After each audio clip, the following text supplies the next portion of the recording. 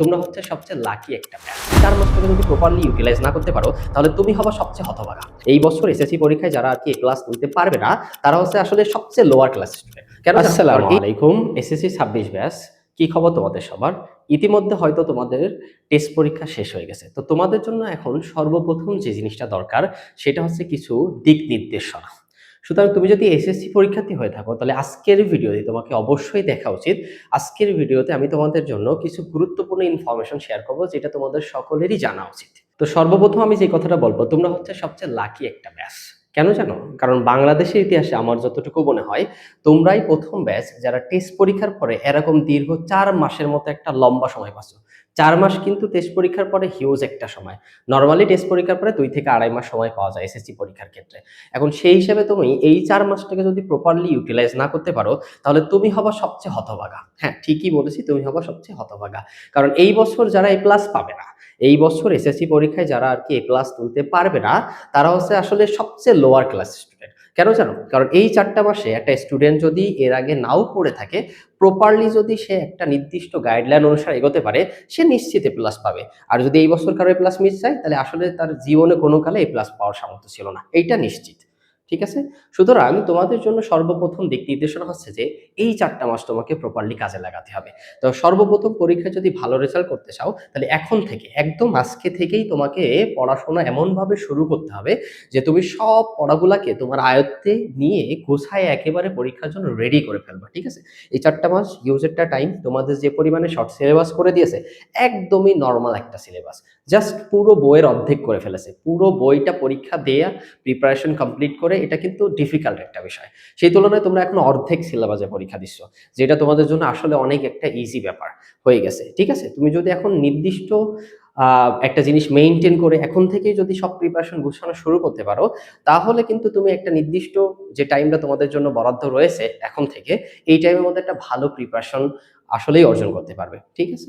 এখন যদি তোমার ভালো প্রিপারেশন নিতে হয় তাহলে তোমার সর্বপ্রথম কাজ হচ্ছে যে খেলাধুলা, আত্মীয়স্বজন বাড়ি ঘুরে বেড়ানো, এই সব কিছুকে টোটালি বন্ধ রেখে এখন থেকে আজকে থেকে পড়াশোনাগুলা গুছায় শুরু করতে হবে। ঠিক আছে? তুমি যেখানেই পড়ো, যেই স্যারের কাছেই পড়ো, তোমার প্রথম কাজ হচ্ছে যে সবগুলা এখন কিন্তু তোমার যে পরিমাণ টাইম আছে কনসেপ্ট ক্লিয়ার করা সম্ভব। তোমার সবগুলা বেসিক কনসেপ্ট ক্লিয়ার করতে হবে। প্রপারলি একটা সাবজেক্টের একটা চ্যাপ্টার এমনভাবে গোছাতে হবে যেন তুমি পরীক্ষার আগের দিনকে জাস্ট এক পলক দেখে যাবা, তো তুমি পরীক্ষার খাতায় 100% কমন পাবা এবং সেটা ডেলিভারি দিতে পারবা। ঠিক আছে? তাহলে প্রথম কাজ কি? তোমার প্রথম কাজ হচ্ছে এখন সব টপিক গুলাকে সুন্দর মতো গুছাইয়ে ফেলা। ঠিক আছে? এখন থেকে চেষ্টা করো, একদিনই তো গোছানো যাবে না, আস্তে আস্তে তুমি জিনিসগুলাকে গোছাতে পারবা। ঠিক আছে? আচ্ছা, প্রত্যেকটা টপিক যখন প্রত্যেকটা সাবজেক্টের টপিক ওয়াইজ যখন তোমার জিনিসগুলো গোছানো থাকবে তুমি কিন্তু ইজিলি সেটাকে রিভিশন করতে পারবা। এটা হলো তোমার প্রথম কাজ। দ্বিতীয় কথা হচ্ছে যে এখন থেকেই তোমার প্রিপারেশন নিতে হবে মনে মনে যে তুমি অবশ্যই এ প্লাস পাবা। ভয় পাওয়ার কোনো কারণ নাই। কারণ এইবার সিলেবাস যে পরিমাণে সহজ করা হয়েছে তোমার জন্য এ প্লাস পাওয়া খুবই সহজ হয়ে যাবে। ঠিক আছে? আর আরেকটা তোমাদের জন্য গুড নিউজ হচ্ছে যে একাডেমিক সায়েন্স তোমাদের জন্য ফ্রি কিছু ক্লাস নিয়ে আসতে যাচ্ছে। সেটা তোমাদের জন্য অনেক বেশি ইন্টারেক্টিভ হবে আশা করি।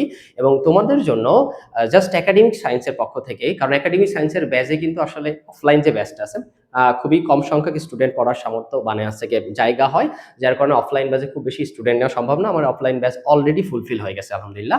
যেই কারণে আমি জাস্ট তোমাদের জন্য যারা অফলাইনে পড়ার সুযোগ পাবে না তাদের জন্য জাস্ট অনলাইনে আমি তোমাদের এমনভাবে জাস্ট প্রতিটা চ্যাপ্টারের রিভিশন ক্লাস এমনভাবে তোমাকে হচ্ছে গুছায় দেওয়ার চেষ্টা করব যেন তুমি বাসায় বসে পড়েও সে অনুযায়ী প্রিপারেশন নিতে পারো। সুতরাং এটা তোমাদের জন্য একটা প্লাস পয়েন্ট এবং গুড নিউজ বলতে পারো।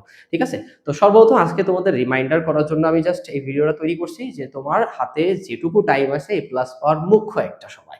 ঠিক আছে? তুমি এই টাইমটা ইউটিলাইজ করে যদি এ প্লাস না পাও তুমি জীবনে প্লাস পাওয়ার যোগ্যতা রাখো না। জাস্ট আমি এই কথা বললাম, তুমি জীবনে প্লাস পাওয়ার যোগ্যতা রাখো না। তোমার সর্বপ্রথম কাজ হচ্ছে যে এখন থেকে পড়াটা গুছাই এই 4টা মাস প্রপারলি ইউটিলাইজ করে যে করে তোমাকে এ প্লাস নিশ্চিত করতে হবে।